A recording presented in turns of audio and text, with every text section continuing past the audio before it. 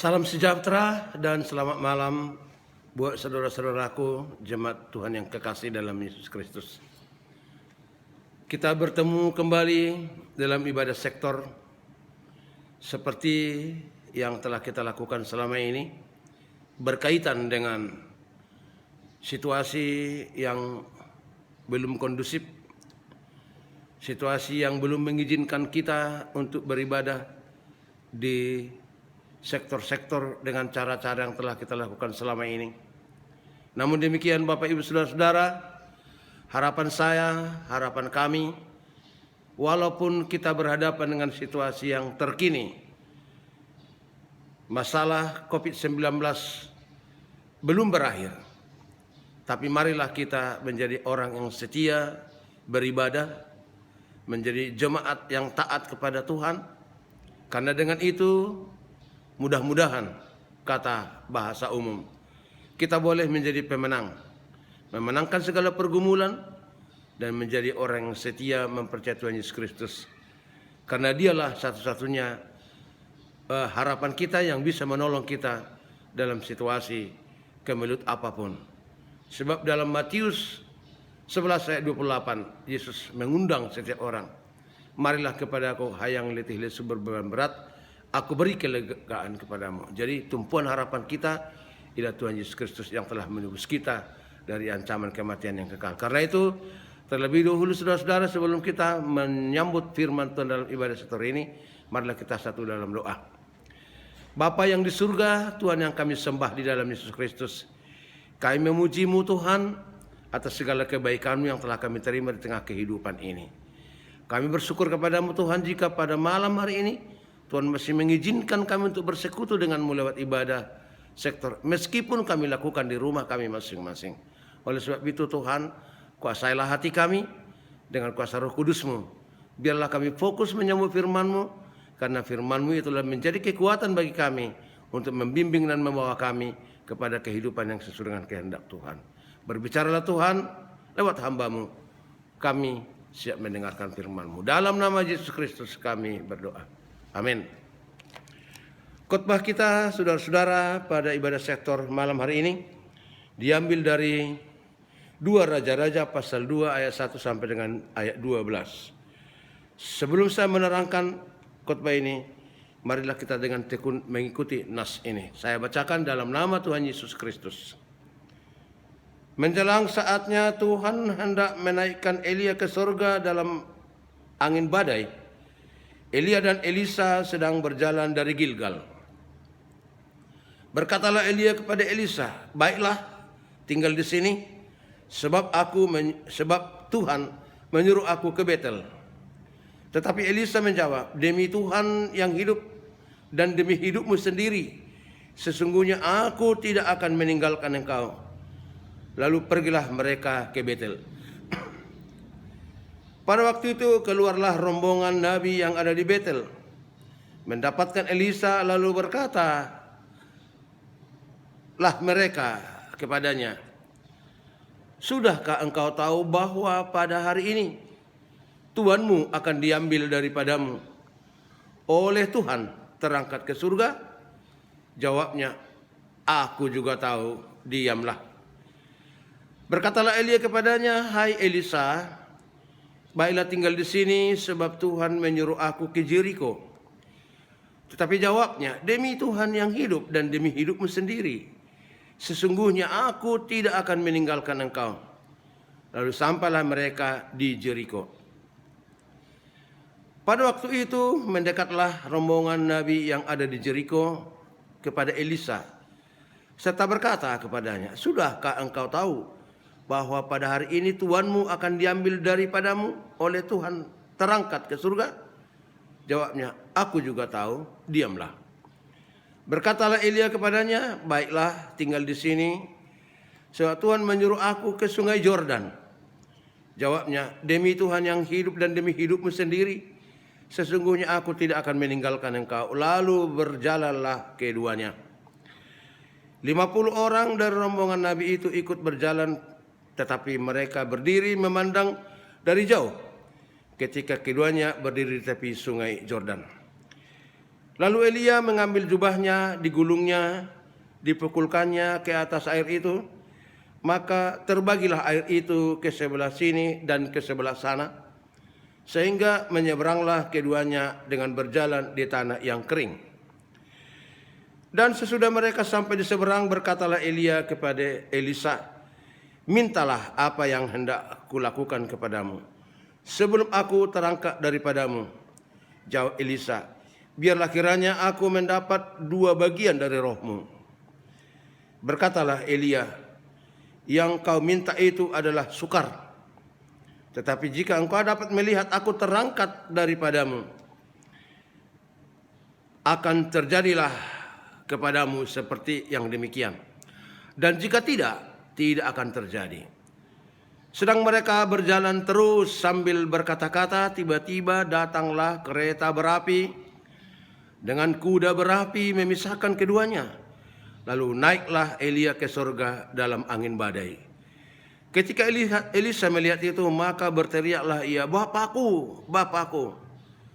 Kereta Israel dan orang-orangnya yang berkuda. Kemudian tidak dilihatnya lagi. Lalu direnggutnya pakaiannya dan dikoyakkannya menjadi 2 koyakan. Demikian Bapak Ibu Saudara-saudara, nas khotbah untuk kebaktian sektor untuk minggu ini. Bapak Ibu terkasih dalam Yesus Kristus, dalam kitab Perjanjian Lama kita menemukan ajaran tentang pengharapan mesianis yang didasarkan dengan gambaran-gambaran akan munculnya beberapa nabi. Nabi yang muncul seperti misalnya Melkisedek yang digambarkan kepada Yesus Kristus sebagai imam besar dan imam yang benar. Dan kita tahu saudara-saudara, Melkisedeklah nabi yang memberkati Abraham. Pada zaman Yesus Kristus sering juga ditanyakan kepadanya dengan pertanyaan, engkaukah Elia? Atau kami masih harus menunggu dia kembali? Elia dikenal dan terkenal sebagai nabi besar di Israel. Maka Elia dan Musa lah yang sering dan senantiasa diingat oleh umat Israel sebagai teladan bagi mereka, sebagai hamba Allah, pelayan Allah yang benar dan yang setia. Saudara-saudara yang dikasihi Tuhan Yesus Kristus, nas ini mirip dengan cerita Musa dan Joshua. Menyebut 3 nama tempat, yakni Jericho, Yordan, dan Moab, tanah kematian Musa. Ketiga nama tersebut disebutkan juga dalam nas ini. Demikian juga pewarisan roh Tuhan dari Elia ke Elisa, mirip dengan pewarisan kepemimpinan Israel dari Musa kepada Joshua. Kedua cerita yang disebutkan menekankan satu pengajaran tentang kuasa roh Tuhan yang mendiami hambanya hingga menjadi hamba yang setia melayani Tuhan sepanjang hidupnya. Saudara-saudaraku yang dikasihi Tuhan Yesus Kristus, melalui tanda mukjizat yang diperbuat Tuhan Allah melawan keberhalaan di kerajaan Israel, di kerajaan Samaria, Allah menyatakannya dalam diri Nabi Elia sebagai nabi yang benar bagi Israel. Ketika Tuhan hendak mengangkat Elia dari dunia ini terangkat ke surga, Tuhan hendak menyatakan bahwa nabi yang benar itu akan tetap berlanjut dari Elia kepada Nabi Elisa, muridnya. Karena itu penekanan nas ini bukan pada terangkatnya Elia ke surga, melainkan penekanan nas ini terletak pada ayat 3 dan 5, yakni pemberitahuan bahwa semua nabi telah mengetahui perihal rencana Tuhan mengangkat Elia ke surga. Dan yang menjadi inti berita adalah ayat 9 dan 10. Penerimaan roh Tuhan oleh Elisa dari Elia. Roh Tuhan yang menyertai Elia selama ini. Itulah yang akan diterima juga oleh Nabi Elisa sebagai nabi meneruskan pelayanan oleh Elia itu sendiri.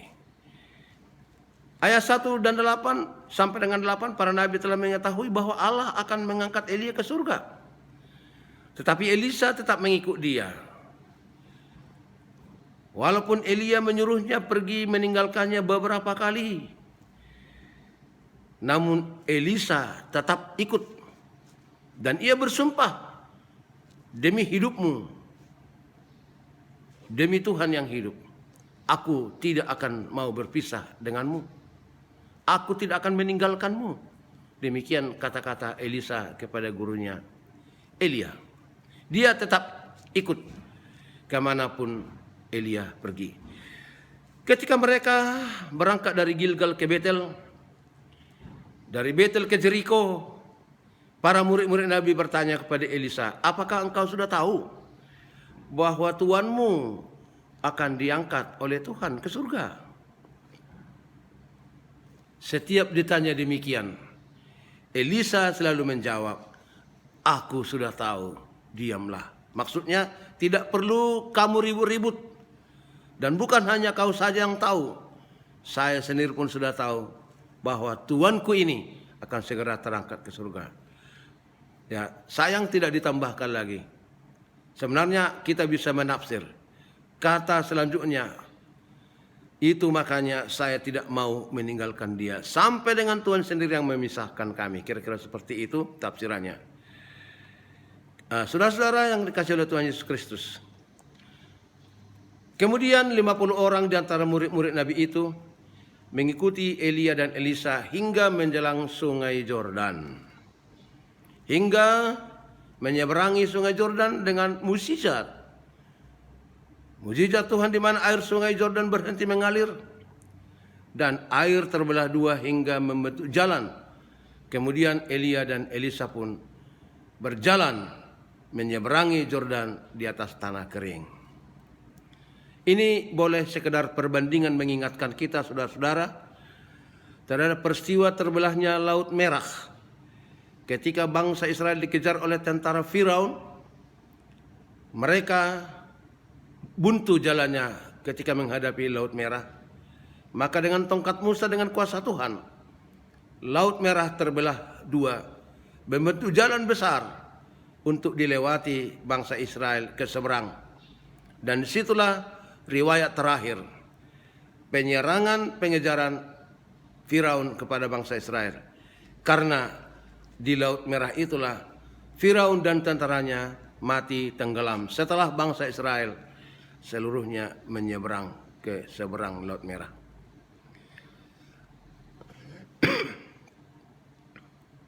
Saudara-saudara dikasihi Tuhan Yesus Kristus, semua murid Nabi mengetahui tentang Elia dan sentral pembicaraan mereka ialah tentang bagaimana dan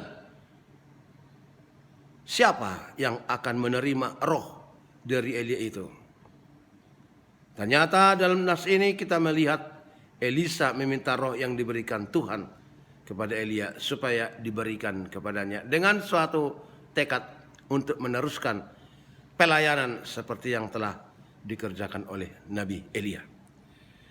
Ayat 11-12, badai, kereta berapi dan kuda api.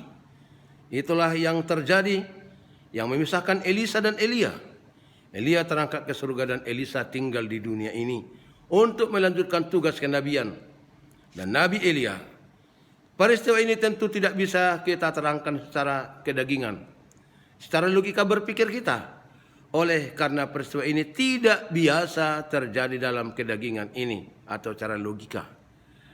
Inilah pengalaman kerohanian yang menjadi pelajaran di kemudian hari bagi umat Israel dari seluruh umat manusia yang percaya bahwa kuasa Tuhan itu melampaui logika daripada manusia. Teriakan Elisa untuk memanggil Elia dengan panggilan Bapakku, Bapakku, itu menandakan bahwa Elisa adalah murid dari Elia yang boleh dianggap sebagai bapa bagi rohani, bapa rohani memang bagi Elisa sendiri. Sebab Elisa melihat dalam rohnya kereta berapi dan kuda api membawa Elia, memisahkan Elia dari dirinya. Karena kereta dan kuda adalah simbol dalam peperangan, mengingatkan kita manusia bahwa Allah lah yang berperang demi hambanya.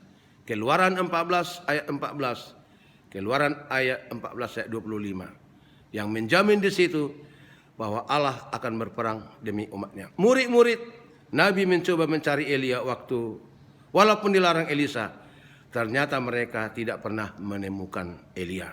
Bapak Ibu saudara-saudara sekalian, hal yang mengikat kita dan yang menarik hati kita dalam nas ini adalah menyangkut tentang penerimaan Elisa akan roh Tuhan dari Elia kepada Elisa sebagai murid Elia juga. Kata murid di sini dipahami luas, boleh sebagai anak kandung, boleh juga sebagai pelajar atau murid atau pengikut dan lain sebagainya. Samuel juga lebih dahulu sebagai murid Imam Eli, barulah dia kemudian menjadi hakim di Israel. Banyak menjadi murid ataupun menjadi imam. Tetapi siapakah yang menjadi imam yang benar dan imam yang besar? Jawabannya adalah siapakah yang setia? Siapakah yang tunduk? Siapakah yang taat kepada Tuhan selama hidupnya? Itulah imam yang benar di hadapan Tuhan. Mengenal akan kuasa Tuhan bukanlah suatu teori yang perlu dimengerti. Mengenal akan kuasa Tuhan adalah suatu pengetahuan yang harus diimani, dilakukan di tengah kehidupan ini. Mengenal kuasa Tuhan adalah menerima kuasa roh Tuhan yang diam dalam guru, kemudian turun kepada murid seperti Elisa yang melihat Elia terangkat ke surga. Roh yang dimiliki oleh Elia itulah juga yang turun kepada Elisa. Saudara-saudara yang kasih Tuhan Yesus Kristus, memang di tengah kehidupan ini harus ada tekad untuk melayani Tuhan. Sebagai orang Kristen, dengan talenta yang kita miliki, layanilah Tuhan. Walaupun sedikit, walaupun kecil, bagi Tuhan itu tetap berharga. Misalkan saja, mengutip puntung rokok dari halaman gereja, menempatkannya ke tempat sampah, itu juga sudah bagian daripada pelayanan. Karena itu, jangan berpikir harus menjadi pendeta, menjadi sintua, menjadi majelis, baru bisa melayani Tuhan. Warga jemaat juga bisa melayaninya dengan talenta yang kita miliki, dengan perilaku yang kita terapkan di tengah kehidupan ini.